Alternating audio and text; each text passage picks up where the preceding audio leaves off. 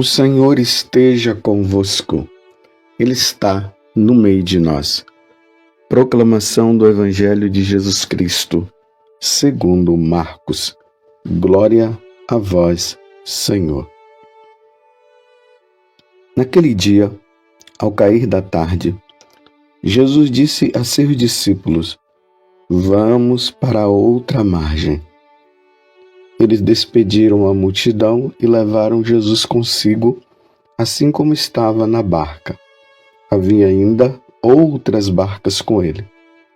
Começou a soprar uma ventania muito forte, e as ondas se lançavam dentro da barca, de modo que a barca já começava a se encher. Jesus estava na parte de trás, dormindo sobre um travesseiro.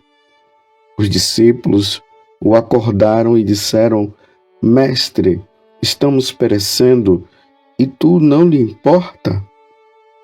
Ele se levantou e ordenou ao vento e ao mar: Silêncio, cala-te. O vento cessou e houve uma grande calmaria.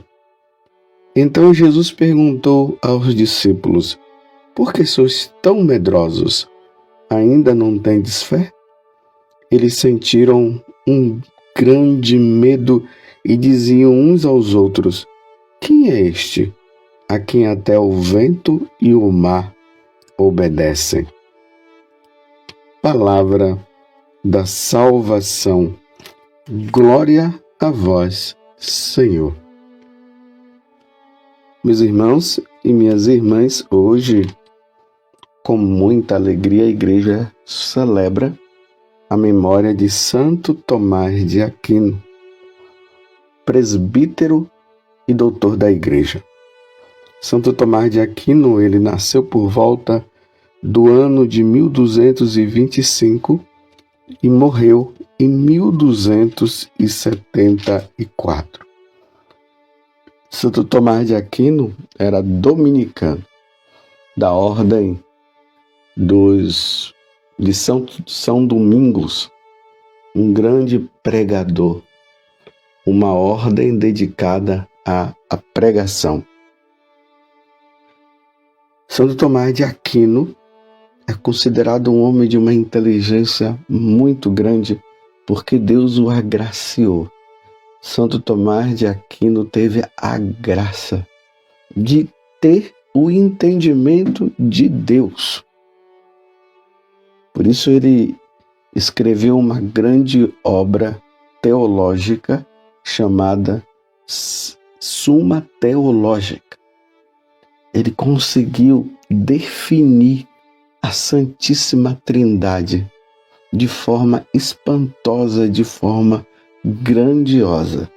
Quando nós lemos esse grande tratado, a Suma Teológica, nós ali vemos Santo Tomás falando, explicando a Santíssima Trindade. E aí ele vai explicando cada pessoa. Quem é o Pai, quem é o Filho, quem é o Espírito Santo. Depois ele entra nos mandamentos, entra nos sacramentos e assim por diante. Por isso, o Concílio Vaticano II e muitos dos tratados e muitas das coisas que foram discutidas no Concílio Vaticano II sempre apelou a Santo Tomás de Aquino, ao pensamento dele. Ali no rodapé nós encontramos muitas referências a Santo Tomás de Aquino. Ele é honrado com o título de doutor angélico. Apesar de toda a inteligência que ele tinha, ele era muito simples, era um homem silencioso. E na verdade é assim. Se nós queremos entender as coisas de Deus, nós devemos deixar o orgulho de lado e ter um coração simples, embora ele fosse muito inteligente. Ele fazia-se amar por todos, mais do que qualquer outro. Entendeu o estudo e a ciência como instrumento de santificação.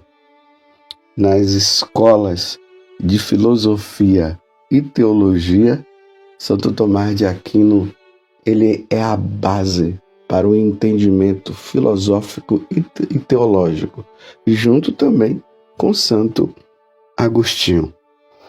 Peçamos no dia de hoje que Santo Tomás de Aquino, ele interceda por nós e que nós tenhamos a graça de compreender as coisas de Deus.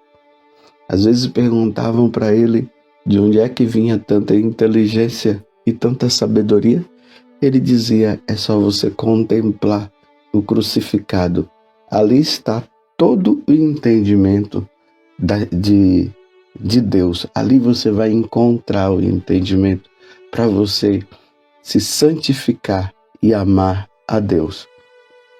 Diante da oração da coleta de hoje, eu quero encerrar esse pequeno momento pedindo a Deus a graça que através de Santo Tomás nós cheguemos ao conhecimento dele e à santificação e como recompensa o céu. A oração da coleta de hoje diz assim: ó Deus, que tornaste Santo Tomás de Aquino um modelo admirável pela procura da santidade e amor à ciência sagrada. Dai-nos compreender seus ensinamentos e seguir seus exemplos. Por nosso Senhor Jesus Cristo, vosso Filho, na unidade do Espírito Santo. Amém. O Evangelho de hoje nos ajuda a compreender que nós devemos ser inteiramente dependentes do Senhor. Vocês veem que o Evangelho, que é de São Marcos, capítulo 4, do versículo 35 até o versículo 41, ele começa dizendo assim: naquele dia, ou seja, naquele dia em que Jesus tinha feito a explicação daquelas parábolas, as parábolas do reino, as parábolas da semente que é plantada e tudo mais. À tarde, que vai dizer, ao cair da tarde, Jesus disse a seus discípulos, vamos para a outra margem.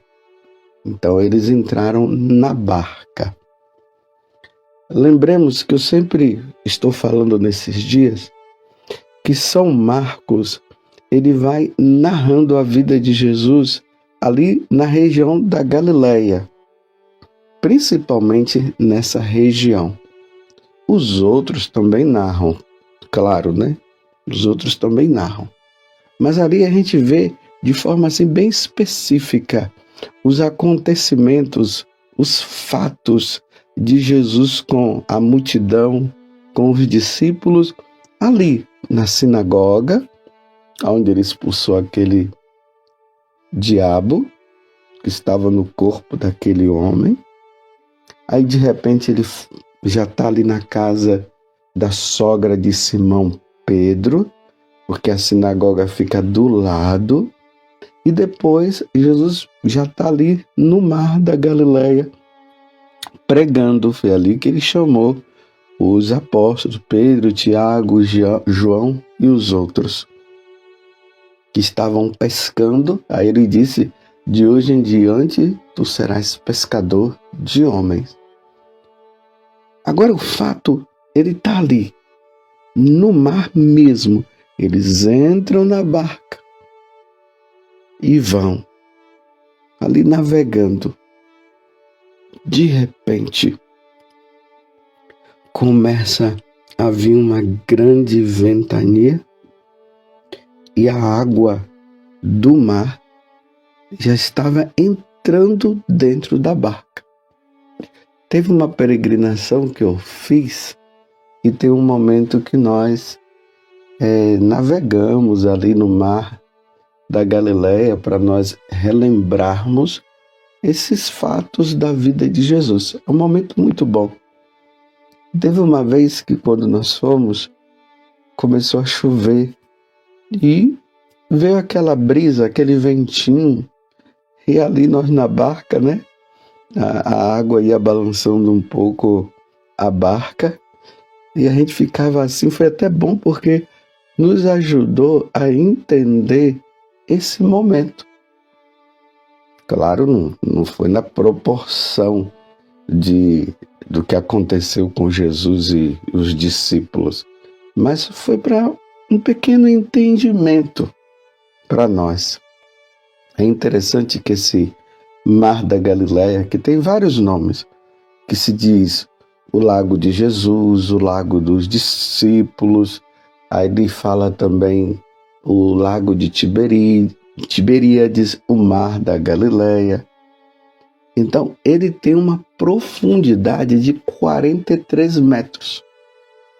Então, imagine uma pessoa que estaria numa situação meio difícil ali e, dependendo, né, se não sabe nadar, se não soubesse nadar, imagina, a pessoa descia 43 metros de profundidade.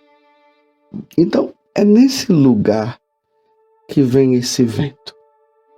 Agora, o importante é perceber que, enquanto os discípulos estavam amedrontados, apavorados, ali dentro da barca, porque o vento era forte, as águas estavam como que entrando, e eles poderiam ali se afogar. Imagina que Pedro, Tiago e João, eles eram pescadores, mas imagine eles todos ali amedrontados naquele momento. É ser humano, mas eles olham para Jesus. Aí Jesus estava na parte de trás da barca, e aqui São Marcos vai dizer o seguinte, que Jesus estava dormindo sobre um travesseiro. É até cômico, né? Um vento forte, as águas ali quase que entrando na barca, e você olha ali para trás e Jesus dormindo no travesseiro. Dá para entender isso? Se não fosse drástico, nós iríamos dizer que é cômico. Ou melhor, é drástica a situação e é cômica também. Ele na maior tranquilidade. E aí os discípulos olham para ele. E aí vão dizer, mestre, estamos perecendo e tu não te importas? Vejam que eles estão chamando Jesus de mestre. Eles não estão chamando Jesus de Senhor, de Deus. Eles recorrem a Jesus porque Jesus já tinha feito tantos milagres, expulsado demônios e tantas outras coisas. Então agora ele diz, nos ajuda. E o senhor fica aí tranquilo. Mas ainda não havia um reconhecimento de que Jesus era Deus. Eles estavam no processo. E é depois ali da ressurreição que eles vão acreditar que Jesus realmente é Deus e Senhor. Mas por enquanto, essa compreensão estava ainda em desenvolvimento. Tanto que no final ele diz, quem é este? A quem até o vento e o mar obedecem. Quem é esse? Mas voltemos ao fato anterior. Então, depois que eles falam isso, Jesus se levanta e ordena ao vento e ao mar, silêncio, cala-te. E o vento cessou e houve uma grande calmaria. Foi isso que aconteceu. Se lembra que Jesus também usou dessa autoridade sobre os demônios? Silêncio, cala-te e sai. E os demônios saíam. Agora, Jesus vai vai em direção à natureza. Ele muda a situação da natureza naquele momento. Quem é que consegue chegar assim e dizer: vento, pare? Ou mar, pare? Quem consegue? Ninguém. Aqui é uma prova da divindade de nosso Senhor Jesus Cristo. Porque tudo foi criado por Ele e para Ele. O que é visível e invisível. Isso nós professamos na nossa fé. Que é o Criador de todas as coisas, das coisas visíveis e invisíveis. As visíveis são o que nós vemos aqui ao nosso redor. As invisíveis, os anjos que adoram diante da presença de Deus. Ele é o Criador, Ele é o Senhor, a segunda pessoa da Santíssima Trindade. É Deus. Ele manda em tudo. Por isso a calmaria dele. Por isso que ele estava tranquilo. Aí Jesus agora chama a atenção. Por que sois tão medrosos? Ainda não tendes fé? De onde vem todo o medo? De onde vem tanto questionamento? De onde vem tanto sofrimento assim? Eu sou o Senhor, eu sou Deus. Meus irmãos, no dia do nosso batismo, Deus nos deu de presente essas 3 virtudes, que se chama virtudes teologais, porque elas estão relacionadas, direcionadas a Deus. Fé, esperança e a caridade. A fé nos ajuda a entender, compreender que Deus existe. Embora nós não o vejamos, embora nós não o toquemos, embora nós não o sintamos, Deus existe. E a esperança que nos faz acreditar na existência desse Deus que está lá no céu, que está ao nosso redor também, mas que Ele habita no céu e que um dia nós estaremos lá. E aí a esperança nos dá força para nós vivermos bem as dificuldades que estão aqui nesse mundo. E a esperança, mas tudo isso vai passar. Lá na carta aos Romanos, no capítulo 8, São Paulo, ele se expressa justamente dessa forma, que os sofrimentos da vida presente não têm comparação nenhuma com a alegria e a felicidade que nós teremos no céu. É baseando-se nisso que os mártires, eles iam e professavam a fé em nosso Senhor, sabendo que em poucos minutos eles estariam no céu junto com Deus. Então eles superavam aqueles sofrimentos e aquelas dificuldades que eles passavam no momento. Os algozes, achando que estariam tirando a vida deles, eles diziam: não, vocês não estão tirando a vida, vocês estão nos proporcionando a vivermos a verdadeira vida. E a caridade, que é o amor por excelência. Esse amor a Deus, esse amor que nós devemos ter a Ele acima de qualquer coisa. Então, no dia de hoje, meus irmãos, Jesus está dizendo assim: por que você está desta forma? O porquê dessa tristeza? O porquê dessa falta de fé? Você pensa que eu estou de braços cruzados? Vocês pensam que eu estou dormindo? Deus não dorme. Deus não dorme, não.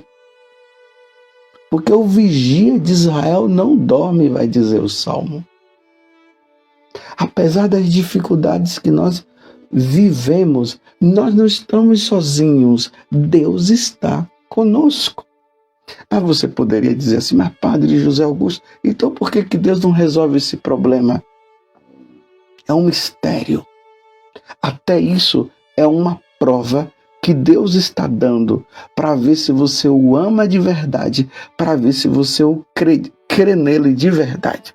Por isso que ele diz, aquele que perseverar até o fim será salvo.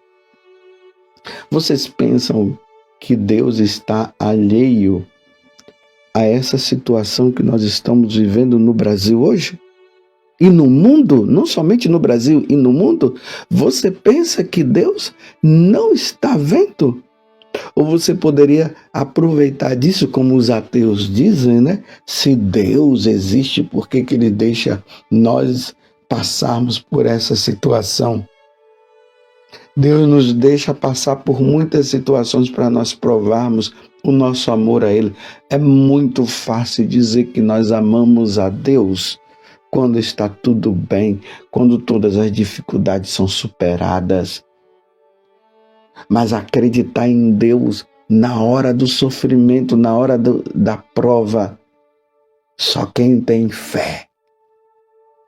Então ele faz esse questionamento. Por que sois tão medrosos?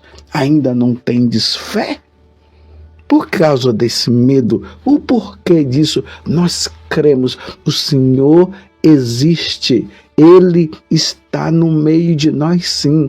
Ele padeceu sob Pôncio Pilatos, mas ao terceiro dia ele ressuscitou e foi ao céu.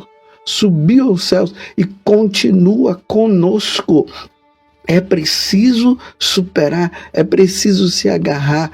Deus não está dormindo. E diante de qualquer situação que você está passando, é hora de perseverar, é hora de rezar. Quantas pessoas que na hora da dificuldade começam a arrefecer na oração, já não vai mais na missa, já deixa de rezar o texto, fica com aquele vitimismo diante de Deus e fica dizendo Deus não existe, Deus não me ama. Deus não ama você como? Olhe para a cruz e ali está a prova do quanto Deus te ama. Agora é preciso perseverar e aguardar em Deus, porque os apóstolos viam que ele estava dormindo, só que ele não estava.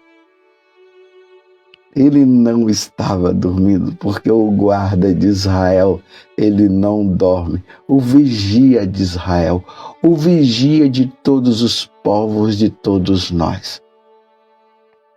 Mesmo, meus irmãos, que nós passemos por dificuldades, não abandonemos a Deus e continuemos a dar a prova de que nós acreditamos de verdade. Agora mesmo me veio à mente o livro do profeta Abacuque. Depois vocês procurem profeta Abacuque. É um livro pequeno, se não me engano, 3 ou 4 capítulos e curtos. E o que foi que estava acontecendo ali com Abacuque?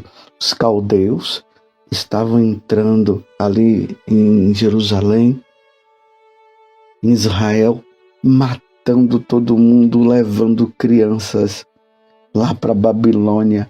E aí Abacuque dizia, até quando, Senhor, nós vamos passar por isso? Até quando? E ele dizia, eu vou me colocar como um vigia agora e vou ficar esperando do Senhor uma resposta. Até que Deus fala com ele, Abacuque, tudo isso que está acontecendo nesse momento é para um desfecho, e esse desfecho já está para se cumprir. Aí ele fala, o justo vive da fé. O justo vive da fé. E aí, diante dessa resposta que Deus dá, aí Abacuque cria um novo ânimo. E aí ele vai dizer assim, mesmo que falte o gado no curral, mesmo que eu plante e nada cresça, eu continuarei acreditando no meu Senhor. Olha, o justo vive da fé.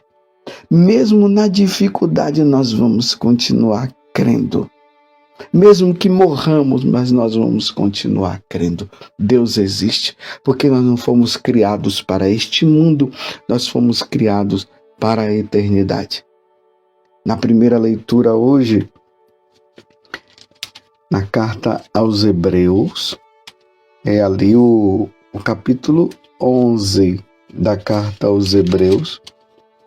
Aqui está do versículo 1 até o 19.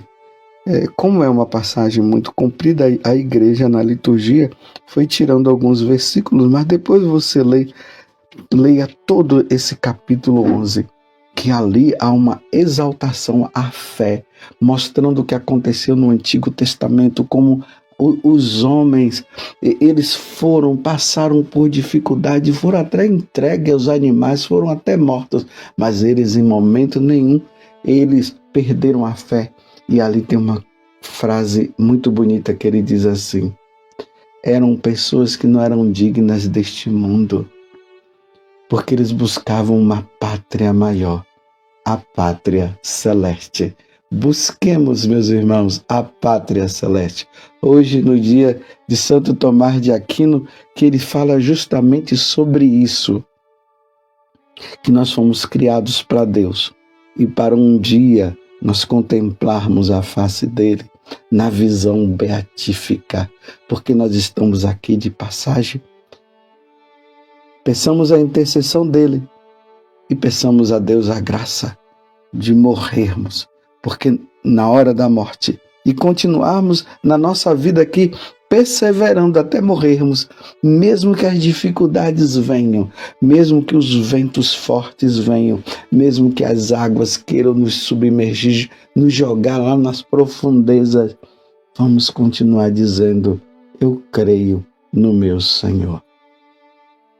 Que Nossa Senhora nos ajude, ela que estava aos pés da cruz, vendo o filho morrer, mas ela sabia que ele iria ressuscitar. Louvado seja nosso Senhor Jesus Cristo, para sempre seja louvado, e a nossa Mãe, Maria Santíssima. Você quer evangelizar alguém hoje? Se inscreva em nosso canal e ative o sininho. Dê um joinha em nossos vídeos e compartilhe com quem você ama. Fique com Deus.